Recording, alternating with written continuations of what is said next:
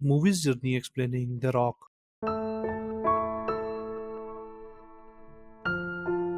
Movie के start में general Francis हमल कब्रिस्तान में अपनी बीवी की कब्र पर जाता है और कहता है कि वो उसे बहुत मिस करता है। साथ में अपनी बीवी के साथ गुजरे हुए वक्त को भी याद करता है और अपने मेडल्स को छोड़कर वहां से चला जाता है। इस सीन से हमें ये पता चलता है कि जनरल फ्रांसिस कुछ ऐसा करने जा रहा है जिसके बाद वो शायद जिंदा न बचे। उसी रात में जनरल फ्रांसिस और उसका साथी मेजर टॉम बैक्स्टर एक यूएस मरीन्स के ग्रुप को लीड करते हैं। सब मिलकर एक नेवल वेपन्स डिपो पर हमला करते हैं, जहां से वो खतरनाक वीएक्स गैस से लोडेड रॉकेट लॉन्चर्स चुराते हैं। स्टोरेज रूम में रॉकेट्स निकालते हुए वीएक्स गैस से भरी हुई ग्रीन बॉल जमीन पर गिर जाती है और जब बॉल दीवार से टकराती है तो उसमें से वीएक्स गैस निकलती है। इसकी वजह से टॉम सबको जल्दी से रूम से निकलने को कहता है और उनका एक साथी बाहर नहीं निकल पाता क्योंकि वो रूम को सील कर देते हैं और उनके साथी की वीएक्स गैस की वजह से बहुत ही दर्दनाक मौत होती है। जाने से पहले टॉम उस साथी से माफी मांगता है क्योंकि अगर वो टाइम पे रूम को लॉक नहीं करते तो सब लोग मारे जाते।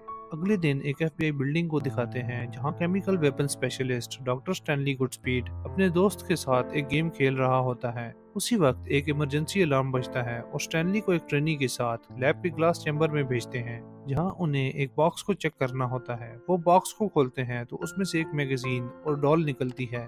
ट्रेनी जब डॉल के बाजू को टर्न करता है तो उसमें से एक जहरीली गैस निकलती है जो उसके सूट को जलाने लगती है। स्टैनली डॉल को खोलता है और उसमें C4 बॉम्ब होता है जो ब्लास्ट हुआ तो पूरी लैब को तबाह कर सकता है। स्टैनली खुद पर काबू रखता है और बॉम्ब को डिफ्यूज करने की कोशिश करता है और आखिरकार वो बॉम्ब को टाइमर खत्म होने से पहले डिफ्यूज कर देता है। स्टैनली अपने घर पर गिटार बजा रहा होता है और उसकी गर्लफ्रेंड उसको बताती है कि उसके पास एक इंटरेस्टिंग न्यूज है। क्लेरा उससे पूछती है कि उसका दिन आज कैसा रहा, जिस पे स्टैनली बताता है कि उसने एक बॉम्ब को डिफ्यूज किया। स्टैनली सुबह के वाकये से बहुत परेशान होता है। वो क्लेरा से पूछता है कि तुम कुछ बताने वाली थी, जिस पे क्लेरा कहती है कि वो प्रेग्नेंट है। स्टैनली पहले तो शॉक में चला जाता है मगर बाद में खुश होता है और उससे कहता है कि वो उससे बहुत प्यार करता है। अगले दिन फ्रांसिस और उसके साथी एल्काट्राज आइलैंड पर कब्जा करते हैं। फ्रांसिस के ग्रुप द रॉक प्रिजन में मोशन सेंसर्स लगाते हैं और साथ में लूटे हुए रॉकेट लॉन्चर्स को भी सेटअप करते हैं। जनरल फ्रांसिस एफबीआई और पेंटागन से राब्ता करते हैं और धमकी देते हैं कि वो सैन फ्रांसिस्को पर रॉकेट लॉन्च करेंगे और टूरिस्ट को भी मारेंगे अगर यूएस सरकार उन्हें $100 मिलियन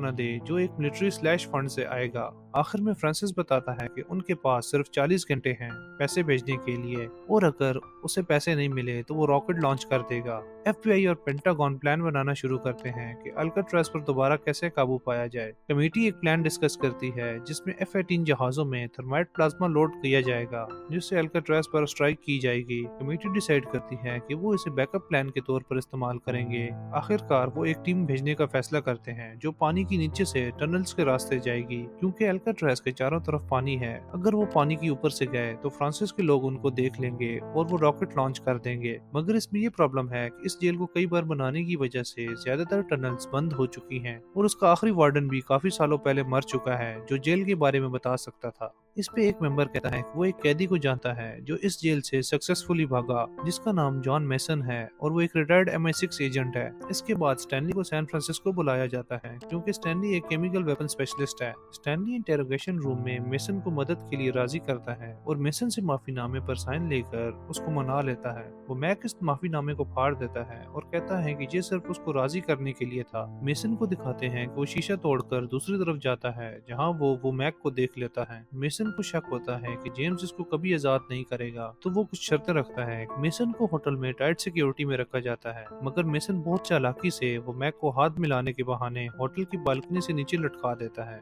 वो भागता है जिसके चलते सैन फ्रांसिस्को की सड़कों पर स्टैनली और एफबीआई के साथ एक कार चेज होती है और वो सबको हरा देता है। स्टैनली अपने दोस्त की मदद से मेसन की इंफॉर्मेशन निकालता है तो उसको मेसन की बेटी जैड एंजेलो के बारे में पता चलता है। स्टैनली उसके घर तक पहुंचकर उसका पीछा करता है। मेसन भागने के बाद अपनी बेटी से मिलता है जो उससे काफी नाराज है। स्टैनली एफबीआई को इन्फॉर्म करता है कि उसने मेसन को ढूंढ लिया है। मेसन जेड को बताता है कि उसके पास इतना वक्त नहीं है और वो उससे दोबारा मिलने आएगा क्योंकि वो एक अकेली वजह है जो मेसन की होने का सबूत है। उसी वक्त एफबीआई की गाड़ियां पहुंच जाती हैं और उसकी बेटी नाराज होती है कि आप दोबारा जेल से भागे। तब स्टैनली बताता है कि मेसन हमारी हेल्प कर रहा है। इस बात पे मेसन स्टैनली से खुश होता है क्योंकि उसने मेसन की असलियत छुपाई उसकी बेटी के सामने। कमांड सेंटर में मेसन से जेल के अंदर जाने का रास्ता पूछते हैं जिसपे वो कहता है कि उसको खुद जेल के अंदर जाना होगा। वो मैक उसकी बात को अपोज करता है मगर मेसन को भी मिशन में शामिल किया जाता है क्योंकि उसके अलावा जेल के बारे में कोई नहीं जानता।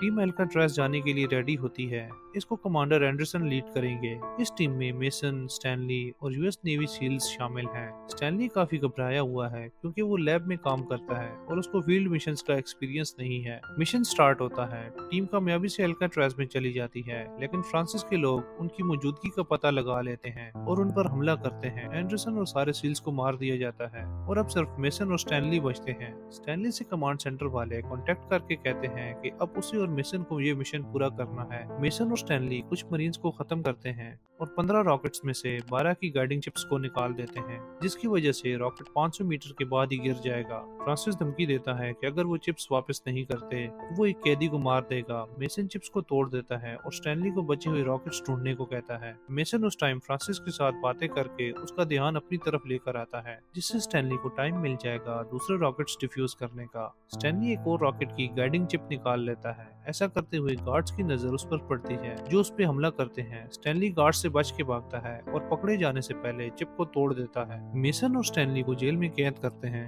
मेसन ये समझाता है कि वो एक पुराना MI6 एजेंट था। उसने एक माइक्रोफिल्म चुराई। मेसन बहुत चालाकी से अपने सेल को ओपन करता है और स्टैनली को भी निकालता है। वो मिशन को छोड़कर जाने लगता है तो स्टैनली उसको रोकने की कोशिश करता है, पर वो नहीं रुकता। स्टैनली अकेले ही बचे हुए रॉकेट्स डिफ्यूज करने जाने लगता है तो उसको एक गार्ड रोक लेता है। उस वक्त मेसन उस गार्ड को मारकर स्टैनली की जान बचाता है। मेसन कहता है कि वो नहीं चाहता कि एक बाप अपने बच्चे से दूर हो जैसा वो दूर हुआ था। दूसरी तरफ डिफेंस डिपार्टमेंट को न्यूज मिलती है कि थर्माइट प्लाज्मा ऑपरेशनल हो चुका है और वो स्ट्राइक के लिए तैयार हैं, जो उनका बैकअप प्लान था। जब फ्रांसिस की धमकी का टाइम पूरा होने लगता है तो उसके लोग एक रॉकेट चलाने को कहते हैं। उसी वक्त डिफेंस डिपार्टमेंट वाले उससे 1 घंटा और मांगते हैं, मगर उसके लोग फ्रांसिस को रॉकेट फायर करने को कहते हैं। फ्रांसिस उनकी बात मान लेता है और एक रॉकेट को फायर करता है जिसको फुटबॉल स्टेडियम की तरफ जाना होता है, मगर फ्रांसिस उसके कोऑर्डिनेट्स को बदलकर उसे पानी में गिरा देता है, जिससे लोगों की जान बच जाती है। कैप्टन डेरो और फ्राई फ्रांसिस से पूछते हैं कि उसने कोऑर्डिनेट्स क्यों बदले। फ्रांसिस ये बताता है कि रॉकेट का खतरा एक बड़ा झांसा था